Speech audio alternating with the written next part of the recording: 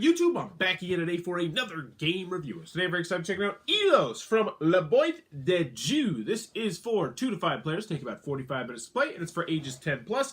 And in Ilos, you are going to be running a fleet of ships, sending this fleet of ships all around different islands, collecting resources, placing your workers on different spots in order to get those resources, and then manipulating the market to make those resources higher in value. It is a family weight game that can be played as a game night game. It's light, it's simple, but is it good? Let's open it up and I'll tell you what I think. Alright then, we're going to take a look at what you get inside of Ilos. So, first and foremost, we have our handy dandy rule booklet. It is 4 pages, double-sided, full color, full of pictures, illustrations, examples. First 4 pages are in French, so all you need are these pages right here. It looks really, really well done, but for some reason, there's just something about this rule booklet we had to keep coming back to the rule booklet time and time again. There were a couple times where it told us the rule, but there were like these examples where like, well, can we do this or can we do this? The way the rule booklet is worded in some aspects is just not clear enough, which is a bummer. Because if there was maybe like just 30 more words in this rule booklet that clarified certain things, this would be a fantastic rule booklet, but as it stands, it becomes somewhat of a frustrating rule booklet when you're first learning the game. Now, after you've learned the game and you're teaching the game, it's a very simple game to teach. So let's show you how the game plays. So first and foremost, let's go over the components. Let's get in the gameplay. But what you're trying to do is you were trying to get the most victory points, the most money, by selling various different resources on this track right here. And this track you will look at the end of the game. And all the resources you have behind your little barrier right here, and here's the resources over here, are going to get you as much money as they are worth on the stock market track. And throughout the game, you'll be manipulating the stock market track by sliding these dudes over to manipulate the price. So if this was the end game thing, the blue would be worth 1, the red would be worth 2, the wood would be worth 3, and the gold would be worth 4. So very simple. That can only be manipulated 8 times throughout the game, and you can do that by a specific card. We'll talk about more of the cards later. Next, you're going to get your shield right here, which is going to have a lot of useful information. How many tiles you'll set up in a 2 to 5 player game, very, very useful. How many cards you're going to be drawing at the end of your turn. What all the different cards in the game do. And there's not many cards in this game, so once you know the cards, this will really kind of help remind you what all those different cards do, which is pretty nice. Next, you have the tiles over here. The tiles are pretty self-explanatory tiles. You're going to be building islands with these tiles. And it looks like Carcassonne, but that's about where the similarities end, because it is nothing like Carcassonne. This game really is not. There's different spots. There's pirate tiles where you'll be able to be a pirate. There's gold temples where you'll be able to go get gold. And we'll talk more about those when we talk about the cards, which let's just do that right now, because the cards really are the star of the show. There's quite a few different cards. So, well, there's about 5 or 6. So this card right here will allow you, if you have at least one boat on the shore of an island, because you're going to be putting your boats on these shores right here, to harvest a resource. And that will allow you to either get the blue, the red, or the brown. And how that'll work is, you'll take one of your little dudes, assuming you have a boat on that shore, boop, you put it right there, because that's now your resource, and then you are going to put 1 blue token in front of your shield on top of this thing right here. And that'll make a little bit more sense later. But that's going to allow you to start producing blue. You have a worker on the blue plantation, and he's going to start bringing back blue goods for you. That'll make a little bit more sense later. Now, in the upper right-hand corner, you'll notice there's a 2 and a 3. That's going to be the cost of cards, because the cost for nearly all these cards to play a card is other cards. It's kind of got a Race for the Galaxy feel there. So this card is going to cost you 2 other cards to play, unless, of course, there is a pirate nearby, a pirate spot nearby that someone has their ship in, because someone can put their ship in here and be a pirate, and then it's going to cost you 3 cards in order to play it. So it's kind of a, being the pirate is definitely a jerk move. This one right here is going to cost you 2 cards to play, unless there's a pirate, in which case it'll cost you 4 cards. You have to have 2 boats on the shore, but it's going to allow you to build one of the 2 structures in the game on certain spots. Let's see if I can find a spot. So there will be a building spot right there on a tile. And you can either put a market or a fort. If you put a fort, that means you ignore pirates. All the nearby pirates, you can ignore them. You don't have to worry about them. Also, it's going to allow you to draw an extra card each turn, so that's really good there. If you draw a market, that's just going to allow you to take one resource that is already being harvested on that island. So pretty self-explanatory stuff there. Next, we have the 1, and this is one of the biggest ones in the game. This is going to allow you to place a new tile down and then move one of your ships to the tile, or just to place a ship down, period, or to place a ship on a pirate spot. Or you can just move something towards the end of the game. You'll just be able to play this to move one of your ships from point A to point B, because you will run out of tiles before you finish the game. This one's only going to cost you 1 card. You're going to be playing it quite frequently. Pirates can't block it. So, the next card we have is one of the fun ones. This one is going to get you gold. It's going to get you 3 gold. You have to go to a temple spot, so you have to put your dude on a temple. He runs in, he grabs out 3 gold, but it's going to cost you 7 cards. So it's one you're going to have to really build yourself up to. We'll talk about this one last. And I think there's one more I'm missing. Yeah, gold production. So if there is a gold mine, you can produce gold, but it's going to cost you 5. Yes, 5 cards, and you have to have 2 ships on the shore. And I do believe that is all the cards in the game, except for the one down here. And this one is one of the most important ones as well, because it will allow you to manipulate the stock market. Now, this one is going to allow you to get rid of a resource and then move one of these little yellow trackers over to that resource to raise the price of it. So you have to get rid of one of those resources in order to bump up the price. So it's kind of like a, should I do it? I'm not quite sure sort of thing. Now, this is also one of those rules in the game where I'm not quite sure how it works, because we were not sure if you had to take it from this board. I thought you had to take it from this board right here, or if you could take it from the back, and the rules don't really clearly say that. At least we did not find it. But anyway, that's all the components in the game. Let's tell you what you're going to do on your turn, because it's a very simple turn structure. You're going to have 3 things you're going to do on your turn, and they're all really simple. The first thing is you're going to play as many action cards as you have possible. But first, at the beginning of the game, you're going to set up a small island. Everyone is going to set out one of these tiles and place one of the ships on it. So we got a 2-player game set up, so this guy might go right here to this shore, and then this guy might go on over here, and he might actually, you know what, set up over here. Maybe he's going to go for blue. So I need a red pirate ship, a red ship, I should say.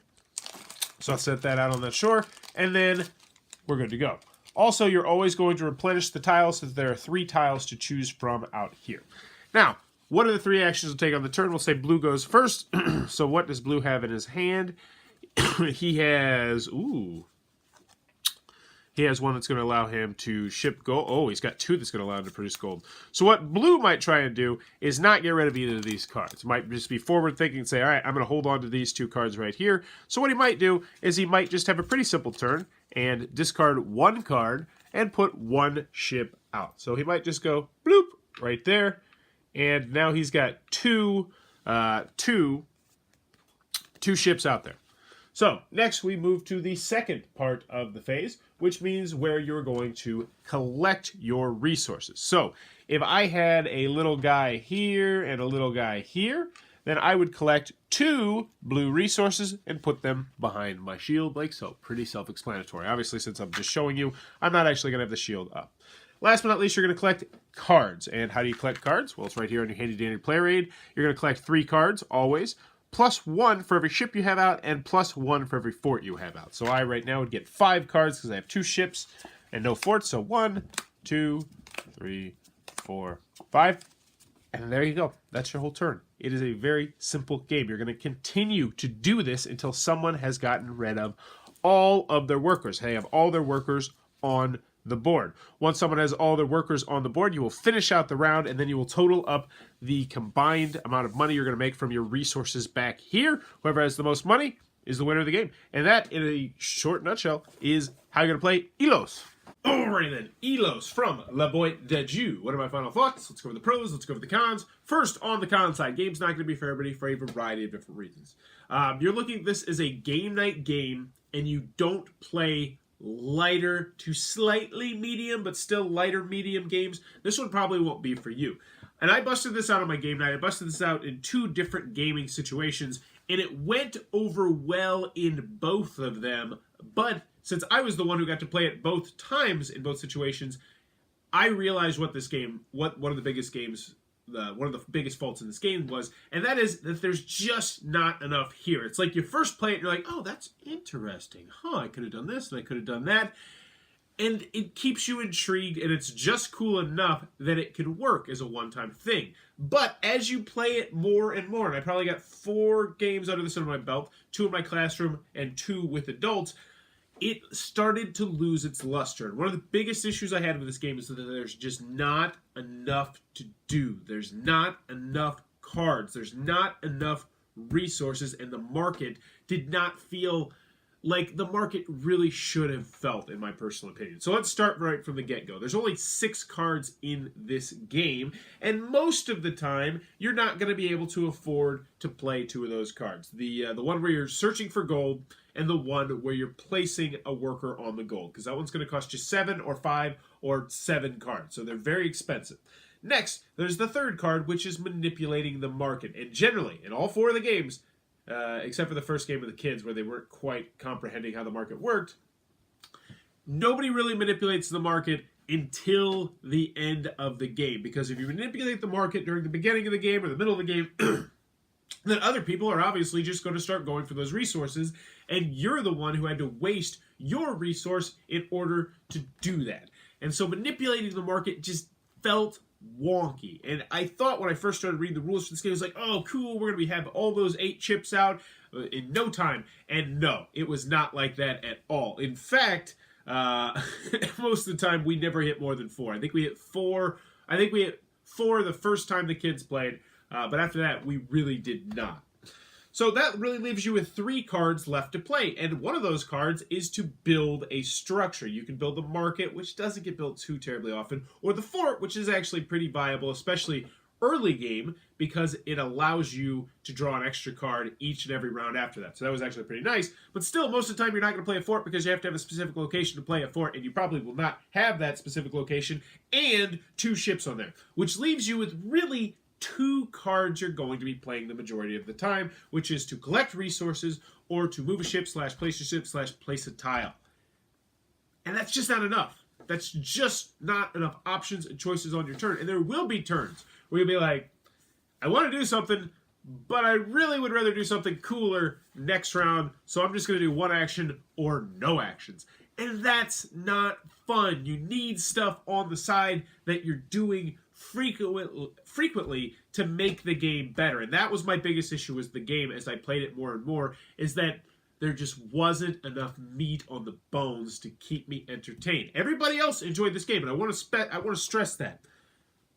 Everybody else played it once or twice. The kids played it twice. 2 of the kids played it twice, and they all really enjoyed it, especially the kids. And I'm going to tell you, it's a great family weight game, just flat out. But as a gamery game, for me personally, it needed more for me to really recommend it. Now, if you play lighter stuff, if you play lighter fare, like if you get together and you play Ticket to Ride and Small World and stuff like that on a routine basis, then yes, I think this is definitely one you might want to add to your collection, because I think it will really enjoy people. It goes up.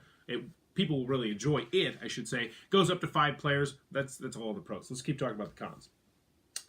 Also, the market needed more resources to make it viable, or just it needed to switch somehow. It needed to be different. Also, the fact that we weren't 100% sure, and we still aren't, how you're supposed to use the market, whether or not it's a resource from the front or a resource from the back, because that makes a big difference, especially early in the game. That bugged me a little bit. The rules could have been better and should have been better, because this really is a gateway game. Let me get this out of the way. This is a gateway game.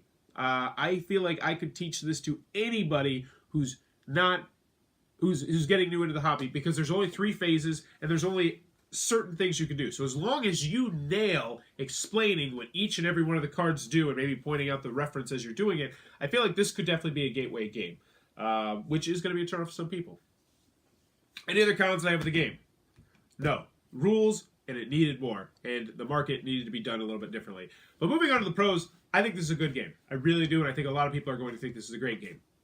If my son was 6 or 7 years older, I would keep this game in my collection, I think. I would absolutely keep this game in my collection because I do think it is a great family game. No bones about it. A great family game. The kids in my class really enjoyed this game. It was the upper tier of what they could handle. So I would say ages 10 plus is just about the right age. But once they finally wrapped their brain around it and understood the cards, they went nuts on this game. They really enjoyed this game, and they, by themselves, really raised my opinion of this game. If I would have just played it twice with the adult groups, I wouldn't have seen how great of a family weight game this is, and that is not to be understated, because that's what this game, I think, really tried to be. It tried to bridge the gap between being a gateway game and being a family game, and it does that magnificently. I think it's a great game in that aspect, but for me personally, I just wanted a little bit more. So if you're coming at this from a family weight perspective, absolutely check this one out. If you're coming at this as a gateway perspective, absolutely check this one out, even though the rules might frustrate you a little bit. But if you're coming at this from a gamery perspective, you're looking at this, adding this to your collection as a game night game that you can play routinely with, your Orleans and your Elysiums and games like that, I would say no.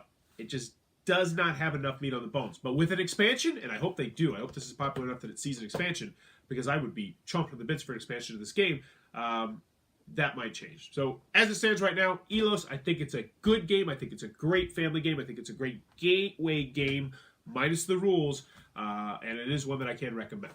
If you enjoyed this review, please be sure to click on that subscribe button down below, and in the comments below, let me know. What was the gateway game that got you into games? Not just the game, because, some people might say, I got into it because of Twilight Imperium 3rd Edition or something crazy like that. But what was the gateway game that got you into the hobby? For me personally, it was, I guess that'd be a gateway game. It was Zombie Dice, Pandemic, and Cards Against Humanity. Because Cards Against Humanity and Zombie Dice were at a party once, and I played both of them, and I was like, oh my gosh, this is great. And that got me into the hobby store, which got me where the guy was like, well, we don't have Cards Against Humanity, but you might like Pandemic, which in hindsight is like, what the hell are you talking about, dude? Those are two vastly different games, but hey, if it works, it works. So I'm here, 8 years later or whatever. But let me know in the comments below, what was the gateway game that got you into the hobby? And as always, thanks for your time, YouTube.